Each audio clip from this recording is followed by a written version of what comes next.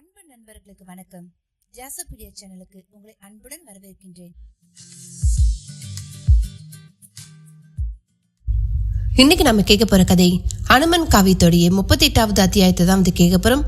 கதைக்குள்ள போக்கிறதுக்கு முன்னாடி என்னுடைய சேனலை நீங்க இதுவரை சப்ஸ்கிரைப் பண்ணலனா சப்ஸ்கிரைப் பண்ணிடுங்க. அப்படியே மறக்காம பக்கத்துல இருக்க அந்த பெல் ஐகானை பிரஸ் பண்ணுங்க. சரி, வாங்க நாம கதைக்குள்ள போகலாம். அத்தியாயம் 38. விஸ்வரூபம் எடுத்துவிட்டு அனுமன் வீசி எறிந்த யானைகள் இலங்கை நகருக்குள் அங்கும் இங்குமாய் போய் விழுந்து எழுந்திருக்க முடியாதபடி உயிரையும் விட்டன.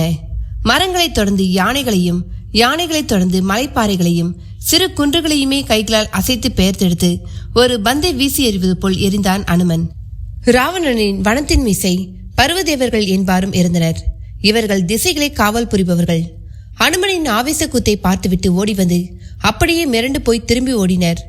அவர்கள் வாழ்நாளில் விண்ணுக்கும் மண்ணுக்குமாய் விஸ்வரூபம் எடுத்து நிற்கும் ஒரு குரங்கை கண்டதே இல்லை. பருவதேவர்களை ஓடும்பொழுது அரக்கியர்கள் ஏமாத்திரம் ராவணேஸ்வரன் அரண்மனை நோக்கித்தான் ஓடினர். அரவம் கேட்டு வெளியே வந்து பார்த்த ராவணனுக்கும் ஆச்சரிய அதிர்வு. மகாபிரபு, ரட்சியுங்கள்! அசோக வனத்துக்குள் ஒரு குரங்கு! அது போடும் வெறியாட்டத்தை சகிக்க முடியவில்லை. மரக்கூட்டங்களையும் யானைகளையுமே வீசி எறிந்து பந்தாடி கொண்டிருக்கிறது. எங்களால் ஏதும் செய்ய முடியவில்லை என்றனர். ராவணனுக்குள் ஒரு ஆத்திரம் கலந்த கோபம்தான் முதலில் வெளிப்பட்டது. என்ன இது உளறல்? ஒரு குரங்கு ஆட்டம் போடுகிறது, அதை அடக்க முடியவில்லை என்று சொல்ல உங்களுக்கு வெட்கமாக இல்லை என்று கேட்டபடி கர்ஜித்தான். அப்பொழுது ராவணனை சுற்றி எப்பொழுதும் அவனுக்கான மெய்க்காவல் வீரர்களாக திகழும் கிங்கரர்களின் தலைவன், பிரபு, நீங்கள் கோபிக்க வேண்டாம், நாங்கள் போய் என்னவென்று பார்த்து வருகிறோம். அந்த குரங்கை எங்களின் கதாயுதங்கள் சிதைத்து சீரழிக்கும் என்றபடியே புறப்பட்டான். அவனை பின்தொடர்ந்தனர் கிங்கர வீரர்கள். கிங்கரர்கள் வித்தியாசமானவர்கள். சண்டையின் பொழுது தர்மம், யுத்த நெறி என்பதெல்லாம் அவர்களுக்கு கிடையாது. எதையும் எக்காலத்தோடு அணுகுபவர்கள். குடிப்பதிலும் சரி, குடித்துவிட்டு ஆடி பாடுவதிலும் சரி, எந்த ஒழுங்குகளும் இல்லாதவர்கள். அவர்கள் வரை இரக்கம், கருணை எல்லாம் வேடிக்கையான உணர்ச்சிகள். அப்படிப்பட்டவர்கள் தேனீ கூட்டம் போல திரண்டுவது வனத்திலே நின்று இடுப்பில் கை வைத்தபடி பார்க்கும் அனுமனை பார்த்து ஒரு வினாடி விக்கித்து போயினர். ஒவ்வொரு கிங்கரன் கையிலும் ஒரு கதை. அதை ஆவேசத்தோடு வீசவும் முற்பட்டனர். அந்த கதைகள் அனுமனுடைய முழங்கால் உயரம் அளவு கூட எழாமல் காலில் பட்டு கீழே விழுந்தன.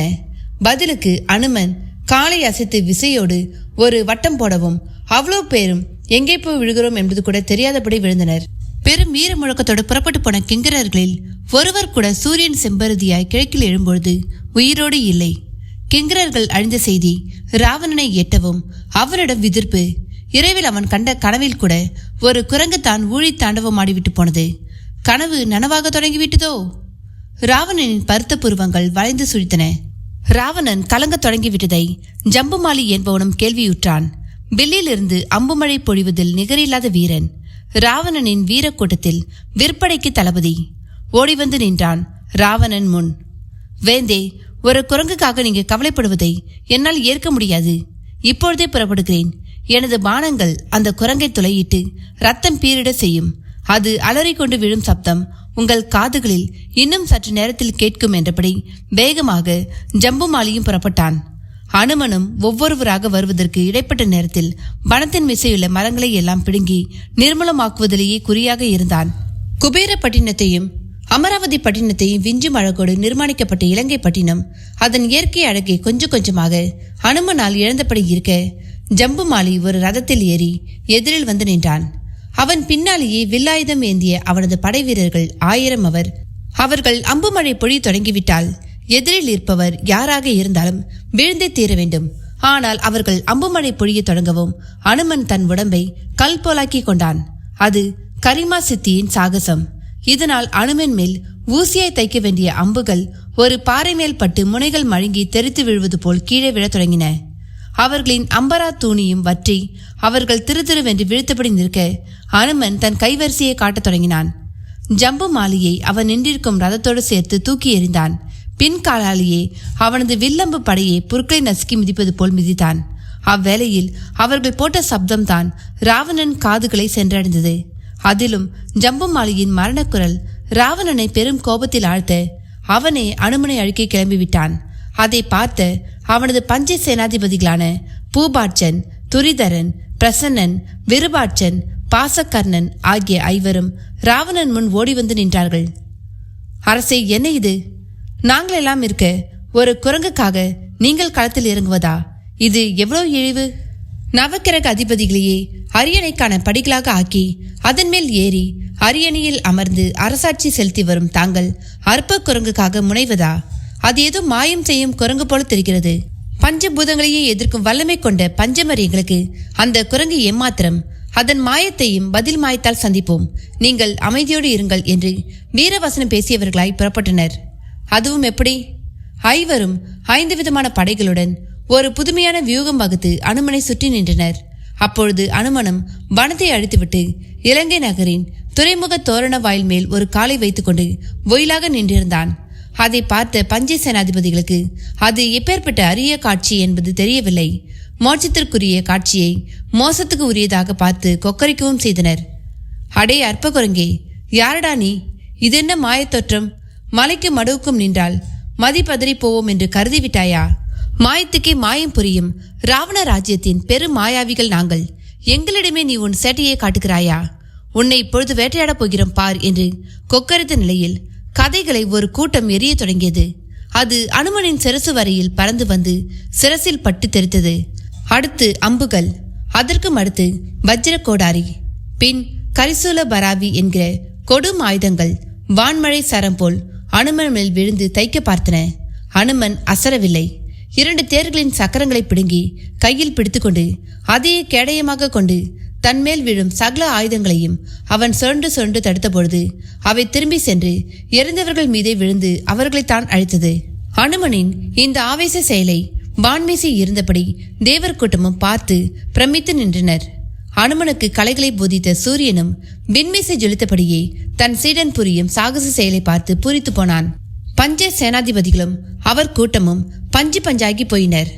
அந்த செய்தியும் ராவணன் செவிகளை அடைந்த பொழுது ராவணன் முன்னால் ஆர்ப்பாட்டமாக நிமிர்ந்து நின்றான் ராவணனின் புதல்வர்களில் ஒருவனான அட்சகுமாரன். ராவணன் புத்திரர்களில் அட்சகுமாரனுக்கு அளவிட முடியாத சிறப்புகள் உண்டு. ராவணனின் செல்லப்பிள்ளையும் கூட. வெகு நாளாகவே தன் வீரத்தை காட்டும் ஒரு தருணத்துக்காக அவன் காத்து கொண்டிருந்தான். இப்பொழுது அந்த தருணம் வந்துவிட்டதாக கருதினான். அதே சமயம் எங்கே இங்கேயும் அண்ணனான இந்திரஜித் போட்டிக்கு வந்து விடுவானோ என்று பயந்தான். அதற்கு ஒரு காரணமும் உண்டு. தேவாதி தேவர்கள் எல்லாம் ராவணனுக்கு கட்டுப்பட்ட பொழுது இந்திரன் மட்டும் பணியை மறுத்ததோடு போர் புரியவும் முற்பட்டான். இந்திரனை தனக்கு இணையாக கருதாத ராவணன் அப்பொழுது தன் மூத்த குமாரனான மேகநாதனை தான் அனுப்பி வைத்தான். ஆனால் அப்பொழுது இந்திரனை அடக்க ஆசைப்பட்டது அட்சகுமாரன் தான். அட்சகுமாரா, இந்திரனை லேசாக கருதி விடாதே. அவனிடம் உள்ள வஜ்ராயுதம் வலிமை மிக்கது.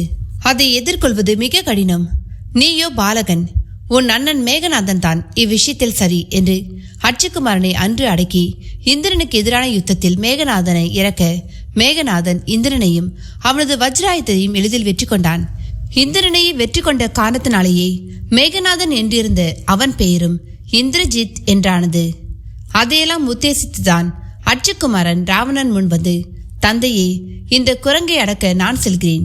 அண்ணன் தேவர்களின் தலைவனை அடக்கினான் என்றால் தம்பி அசுர குரங்கை அடக்கினான் என்கிற பெயர் எதிர்காலத்தில் எனக்கு கிடைக்கட்டும் என்று தன் விருப்பத்திற்கு ஒரு அழுத்தமான காரணத்தை கூறவும் ராவணனால் அட்சகுமாரனை தடுக்க முடியவில்லை. சரி என்று சம்மதித்தான். எதற்கு முன் தாயிடம் ஒரு வார்த்தை சொல்லிவிட்டு செல் என்று ஒரு உத்தரவும் பிறப்பித்தான் ராவணன். அட்சகுமாரனும் தாயான மண்டோதரியை நோக்கி ஓடினான். மண்டோதரி தன் காதுகளை பொத்திக்கொண்டு கதவை எல்லாம் அடைத்துக்கொண்டு ஒடுங்கி போனவள் போல் அமர்ந்திருந்தாள். அம்மா. அட்சகுமாரனா? ஆம் அம்மா. எதற்கம்மா இந்த நடுக்கம்? நான் மட்டுமா நடுங்குகிறேன்? இலங்கையை நடுங்கிக் கொண்டிருக்கிறதே மைந்தா, உனக்கு அச்சமாக இல்லையா? இலங்காதிபதி பிள்ளையிடம் கேட்கின்ற கேள்வியா தாயே இது? அச்சா, நீ பேசுவதை பார்த்தால் அந்த குரங்கை யுத்தம் செய்து அடக்க நீ தயாராகிவிட்டது போல் தெரிகிறதே. ஆம் தாயே, தந்தை அனுமதித்து விட்டார். தங்கள் ஆசிதான் வேண்டும். அச்சா, வேண்டாம். அந்த குரங்கு ஒன்றும் ஒரு வனவிலங்காக எனக்கு தெரியவில்லை. மும்மூர்த்திகளுமே 1-2 வந்துவிட்டது போலத்தான் நான் உணர்கிறேன். வரட்டுமே, அவர்களின் வெற்றி கொள்வது தானே எனக்கும் அழகாகும். அட்சகுமாரனின் ஆவேசத்தை மண்டோதரியாலும் தடுக்க முடியவில்லை. அதேபோல் அனுமனுடன் யுத்தம் புரிந்து இறுதியில் அவன் விழுந்து மடிந்ததையும் யாராலும் தடுக்க முடியவில்லை. அட்சகுமாரனின் மரண செய்தி ராவணனை பெரும் குரல் எடுத்து அலற வைத்து விட்டது. அவ்வளவு பேரும் ராவணனை சுற்றி நின்று ஆறுதல் படுத்த முயன்றனர். ஒரு புறம் விபீடனன், ஒரு புறம் கும்பகர்ணன். அப்பொழுது இந்திரஜித்தும் வந்து நின்றான். அப்பா, இதென்ன கொடுமை! ஒரு குரங்கு வனம் படை என்று சர்வத்தையும் அழித்துக்கொண்டே போகிறது. ஒவ்வொருவராக போய் உயிரை விட்டுக்கொண்டே இருக்கின்றனர். இது நமக்கு எவ்வளவு பெரிய இழிவு! ஏன் முதல்ல என்னிடம் கூறி என்னை அழைக்கவில்லை என்று தான் ஆரம்பித்தான். மேகநாதா, நீ புரியாமல் பேசுகிறாய். இவ்வளோ தூரம் ஒரு அழிவை சந்திப்போம் என்று கனவில் கூட நினைக்கவில்லை. இந்த அழிவை கற்பனை செய்து கூட பார்க்கவில்லை. இதுதான் உண்மை என்ற ராவண விளக்கத்தை புறந்தள்ளிய இந்திரஜித் அப்பொழுதே எப்பேற்பட்டவரையும் வீழ்த்தும் சக்தி உழைத்த பிரம்மாஸ்திரத்துடன் அனுமனை சந்திக்க புறப்பட்டு விட்டான். என்ன நண்பர்களே, கதையை கேட்டீங்களா? இந்த கதையோட தொடர்ச்சி உங்களுக்கு அடுத்த பாகமா வரும். அதுவரை இந்த கதையை கேட்டுட்டு உங்களுடைய கருத்துக்களை பதிவிடுங்க. லைக் பண்ணுங்க, உங்க நண்பர்களுக்கும் ஷேர் பண்ணுங்க. நன்றி, வணக்கம்.